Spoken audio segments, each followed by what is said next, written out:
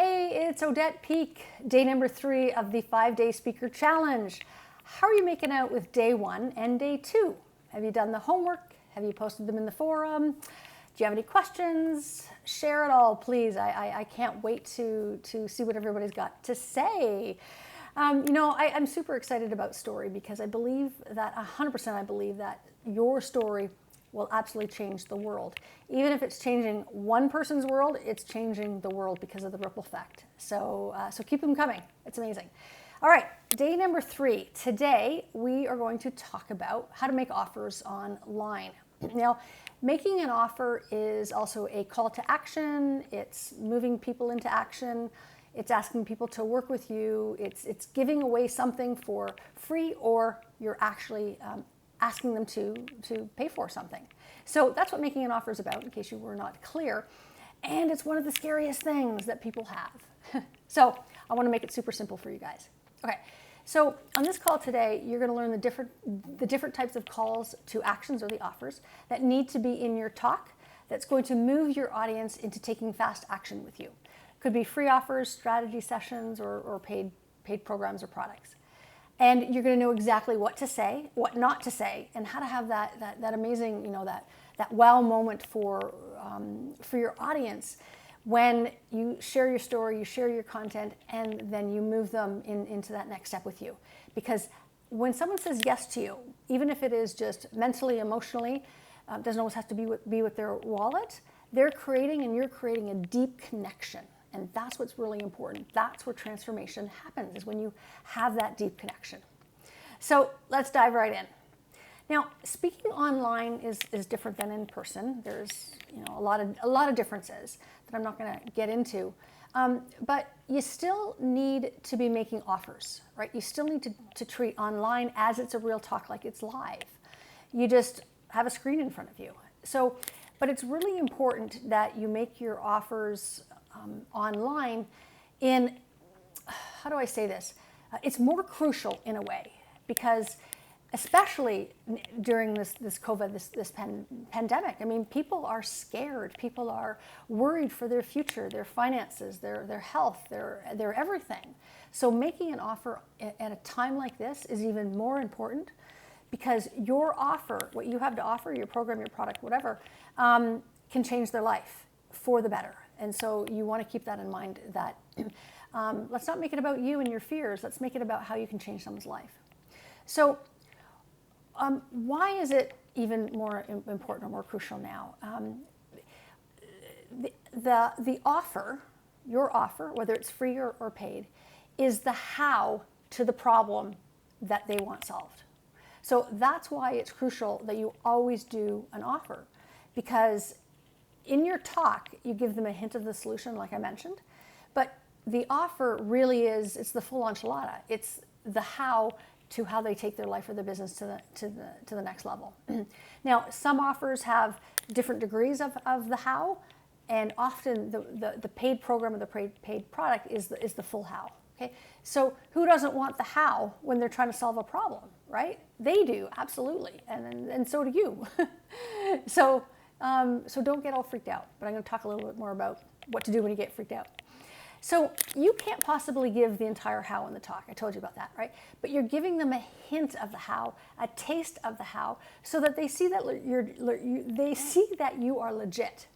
Because your story really shows the pain, the challenge, and the journey into the how, the journey into the solution. And a lot of times an audience can go, yeah, but that's easy for you, but not for me, because they're still stuck in their pain and their challenge. They can't see what's possible for them. So when you make an offer, you're giving them an opportunity to jump on, take a leap of faith or whatever, to find out the full how, so that they can really get outside of their pain. And for those that don't, there's a bunch of different reasons, but some people aren't ready for the how. They're not ready to solve the problem that they're in for whatever reason. So don't take a no as something personal or something against you. It just, it could mean that you need to practice, but a no is not no forever. It's just no, not right now. So, and actually this is a great opportunity for me to drop in a client story around that. So 2 years ago, I did an event and did events all the time, and they were full day events, and at the event I made an offer for a program. And some people purchased, some people didn't purchase. Now, there were different levels of the purchase as well. So a couple of people had purchased the product and in the program, and they really loved it. And when I had conversations with them while they were doing the program or afterwards, I had another offer to make to them, and I did, and they weren't ready. They weren't ready to work more privately with me, to help them really, help them become bona fide speakers. And so I went, okay, no problem. And literally 24 months later, this particular person came back and said, okay, I'm ready to work with you. And why? Like, why now after 2 years, right? Because they were finally ready for whatever reason. And it's not always about money. People go, well, people say they can't afford it, so that makes the reason why they're not doing it now. That may be the reason, but that's not usually the reason. So this person came back, I'm ready to work with you, and it's like, it was the easiest, let's call it a sales conversation. It was the easiest sales conversation because the person sold themselves into working privately with me without even being asked. But here's the beauty of what I did for 2 years, is that I nurtured them for 2 years with content, with conversation, with freebie. It's a lot of free stuff. And when they were finally ready to say yes to something bigger, for them to step into something bigger, it was like super simple. So, but I put in the work. I put in a lot of offers to them over the course of a couple of years. So I'm going to talk about the different types of offers. So I just want you to be okay that if someone says no to you, it doesn't mean no forever. It just means no, not right now. Okay? So, sorry, I went down a little bit of a rabbit hole there. But so I want to get back to how the paid offers, the full how, and the other smaller offers are a taste of the how, a little bit more than what the talk does, but there's still something that they can sink their teeth into. And if they never see you again or talk to you again or whatever, even ever work with you, is that their life will have catapulted from where they were before they heard your talk and before they had your free offer. Okay? So in call number 1, we talked about story, right? And the moment you start speaking and sharing your story, here's the beauty, is that your offer has already begun. And that's great news for people who are nervous to ask people to work with them or ask people to buy. Your offer's already begun. So people need to buy into you first before they're going to buy from you. And that's a really important piece. It's like that know, like, and trust factor. So your story really is the most powerful part of your offer. And the moment you step out on stage, your sales cycle has already begun. And a lot of people think the sales cycle has begun when it's like, okay, so now's my time to tell you how much the program costs. The sales cycle is it's almost over by that point, right? So that's also, it's a blessing in disguise, just so you know, that you don't have to wait for that crushing moment of, okay, now's the time I'm going to ask you to open up your wallet and spend some money with me, okay? So the other thing about sales is that it's not only about money. It's not about just you getting money. It's about transformation. And you need to believe that you have the ability to transform someone's life.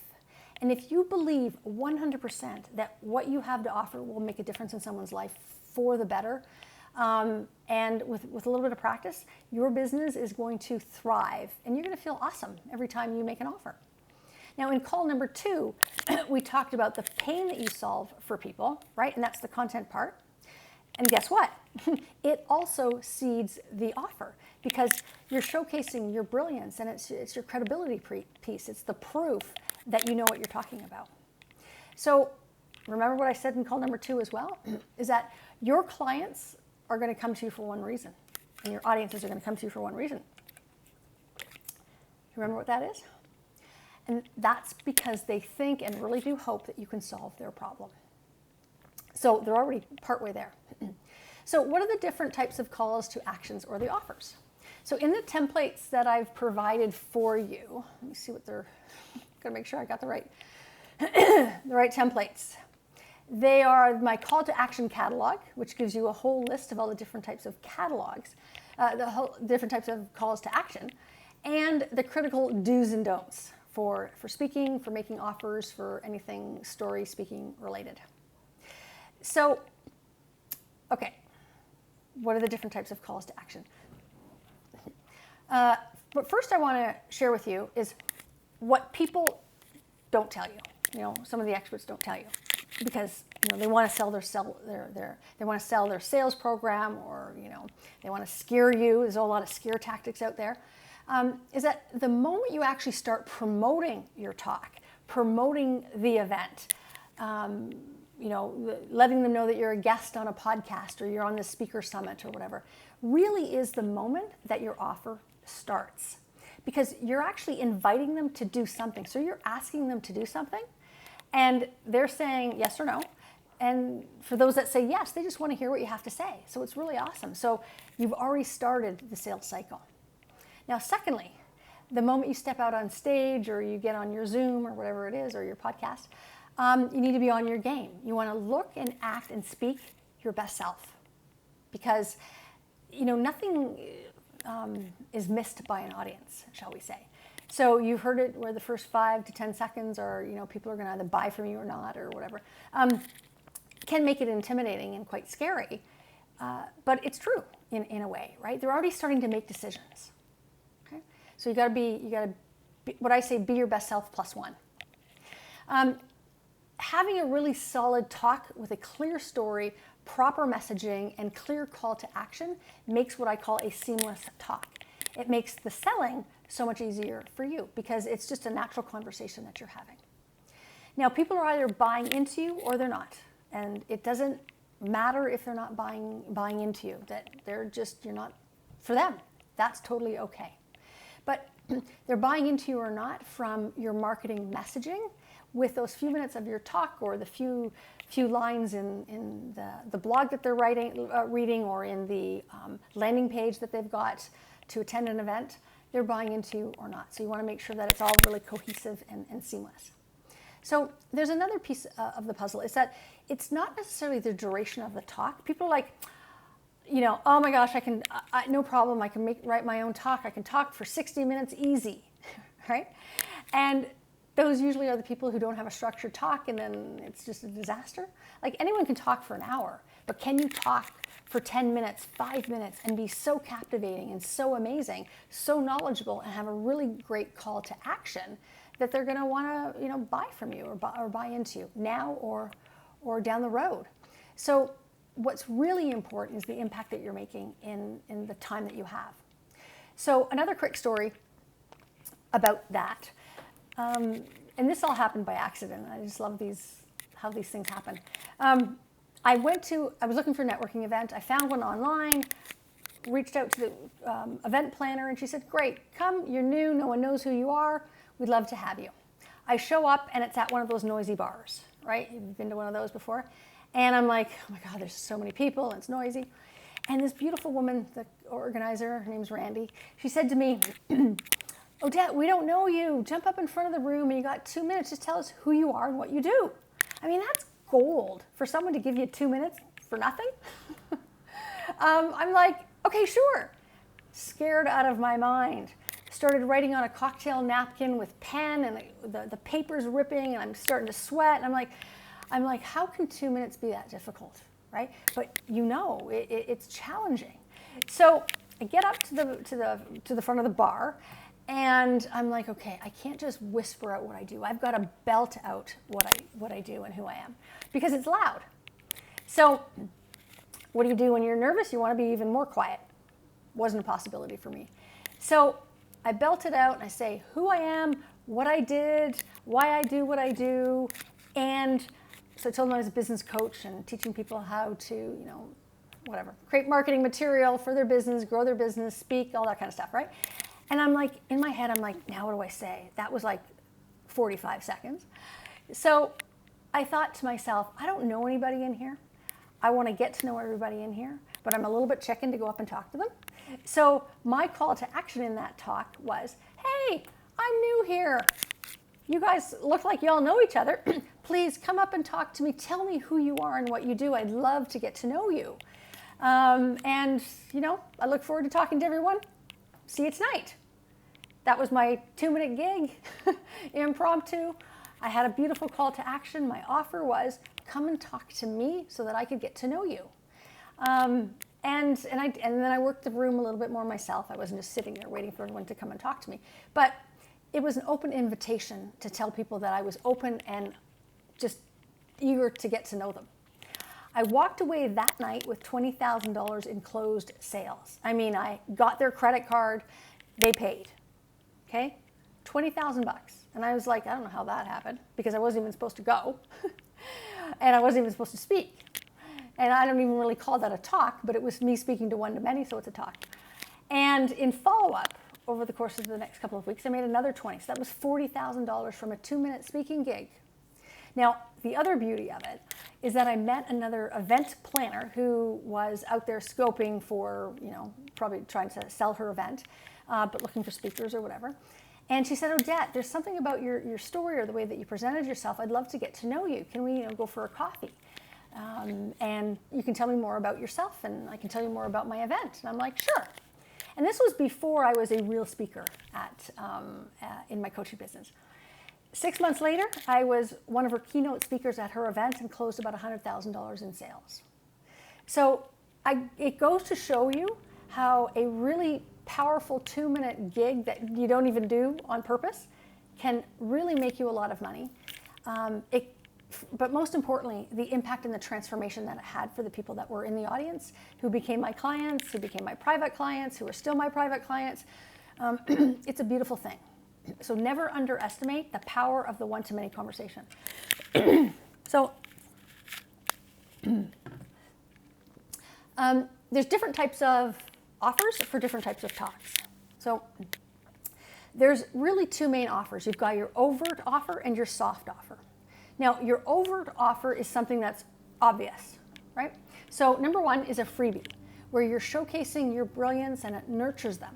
Remember, like I nurtured my couple of my clients that now just said they wanted to work with me after 2 years. So what is your freebie? And it's also called an IFO, or an irresistible free offer. And it's a really short guide or a checklist or an audio or a video, and it's short and simple and to the point. That showcases who you are. It showcases a pain, a challenge. It showcases the solution or hints of the solution or a bit more of the hint of the solution. And it's free. And having one main solid freebie is really important. I happen to have a couple, well, actually more than a couple, because I do a lot of different talks and a lot of different places that offer or need different types of freebies. So what is your freebie? And don't worry, we'll get to that in a second. When you give someone a freebie, you can make a paid offer or another type of offer in that nurture sequence. So it doesn't just end with giving them something for free. You can give them a free one-to-one conversation. So that strategy session is you want to get people into conversation about their problem and about the solution, and you want to make offers to them really definitely on the call if they are a fit for you and if they're ready for that. And if you have different types of programs or products in your programs and in the products that you have, you can give them a choice.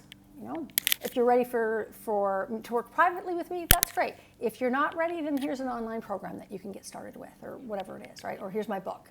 So having a one-to-one conversation is really gold for yourself as a business, as well as for the person that you're speaking to, because they're going to take something away from you that could literally change their life. And having that one-to-one conversation is they're really seen and they're really heard. Then another type of overt offer is a paid offer. Now, the price point of an offer is determined by the length of time that you're talking and the comfort level of where you're at. So if you're talking for an hour, you're not going to make a $40,000 offer for your private mastermind, especially if you've never done that before. It's just not going to work. So the length of time that you have determines the type of offer that you're going to make, and of course your level of ability on that. So if you're doing your own event, you can tailor the event based on what you're going to be offering and what the price point is. So doing your own events are really amazing as well. When you're speaking on someone else's stage, that person who owns the stage, as I call it, they determine what you can offer. And then you need to be within the confines of what that is, of what you're allowed to do, basically. But you must always make an offer of some type to an audience, always. Now, a soft offer is where it's a soft offer. It's soft. That there's oftentimes when you're speaking on a podcast or on a summit that you're not allowed to make offers, which is perfectly understandable. They don't want it to become a sales fest, right? So, but sometimes you're not allowed to even give away a freebie, or you're not even allowed to offer them a one-to-one session. I've very rarely had that happen, but it has happened. So here's what you can do in a situation like that, as well as add it to the overt offers. So you can have an overt offer and soft offers as well. So a soft offer is where you're wanting your audience to think it differently, where you'll be giving them some homework. So for instance, you can say, like, in the next 24 hours, I want you to do XYZ. Raise your hand if anyone who's going to do it, right? The whole audience will raise their hand, or whatever, 80% will raise their hand. And you go, okay, great, awesome. Now, probably 20% of you are going to actually do it. So my challenge to you is this. Tag me on Facebook or Instagram or whatever. Show me a picture of blah, blah, blah, whatever. You're giving them a challenge, a call to action, homework, whatever you want to call it, for them to do something, to take action in their own world, or to think differently or whatever, or to read a book or something, and have them tag you or have them contact you so that you have proof that they did it. So that's not sneaky. It's just actually really smart. It gets people into action. And I'm going to explain why not having an offer in a moment is not a good idea. If you have Q&A in the call or on the panel or whatever it is, you can give people or a person a particular one-to-one homework for that person, which the rest of the audience will hear and probably do. But you're now speaking to someone and saying, you know what, I'd love to help you solve your problem. Here's a solution, here's a tip or a strategy, go do it and let me know how you did. Okay? So that's what I call a soft offer, and it's really important. Now, why do you have to make offers? Because if you don't make an offer or give someone a task to do something after your talk is all for naught. So why is that? Well, people need to be told what to do, especially adults. We need to be guided. Otherwise, we're going to fall back into our old patterns as soon as we reach the parking lot, before we even get into our car. That it's like we start to think about our home life, our kids, our family, or the job that we got to do. We think about how, money scarcity or whatever. We think of our problems. And then you've forgotten, your talk is forgotten. You may have inspired and motivated them, but without an offer, it's too easy to fall back into old patterns and behaviors. Now, here's the thing. People resist change. It's just who we are as human beings. We resist change because change is hard, right? It takes work to change. Wouldn't you agree? So if you have a solution to someone's pain or challenge and you don't make an offer, then they're not going to change. People don't change all by themselves, otherwise they would have changed in the first place and they wouldn't have attended to the event, right? People don't know how to change. It's very difficult. So we need to tell them how to change. We need to, by way of a call to action. So it's super crucial that you make these offers. Now, if and when you make an offer, you're actually giving your audience hope. Hope that they could have a better life, hope that they could have a better business and make more money, whatever it is. You're giving them hope and that things can actually be better for them. And really, your job is done when we give people hope. So remember, the paid offer, so let's say it's a program or a product, whatever it is that you got, working one-to-one or whatever, it tends to be a full version of the how. The freebie or the one-to-one is the next step how, maybe not the full how, but it is at least that next step how from what you offered in the talk. So let's start putting it all together in your homework. So call number one, you looked at your mess, your moment, or your mission. Call number two, we looked at the pain and the challenge that you solved a little more specifically. We also looked at the opening in your talk with your statement, your question, or your statistic. So here's what I want you to do is I want you to write the first few lines of your talk. And I want you to figure out what your freebie will be. So if you've done the marketing message map, you've already have the freebie because that was question number 5. You've basically got it all there. You want to figure out what that freebie, you want to make sure that it still lands for you now that we're starting to put it all together. And write it all down, and I want you to post it in the forum, and I want to see what the freebies are. And it's actually sneaky. It's a great opportunity for someone to read it and go, wow, whoever thought of this? Wow, this person in this challenge, I need what she's got. He's got the perfect solution to my problem. So it's a really great opportunity, not that I want y'all selling on the forum, but it's a great opportunity to test out the freebie to see how it lands for people. And you never know, clients are everywhere, right? Just like my impromptu 2-minute gig. You know, it's a great opportunity for someone to give you feedback, and I'll be giving feedback, of course, on the forum as well. So there you go, there's your homework. Hopefully you have done the homework for day 1 and day 2, and you're gonna work on the homework for day 3. Great opportunity to reach out to people as well. When you're hearing what they're all about, maybe you know someone that needs their help and support. So use it as a really great opportunity to expand your network as well. So being on a challenge like this and in a forum with like-minded people is an opportunity for you to grow your own list and grow your own joint ventures, affiliations, and collaborations. So use it wisely and use it respectfully, of course.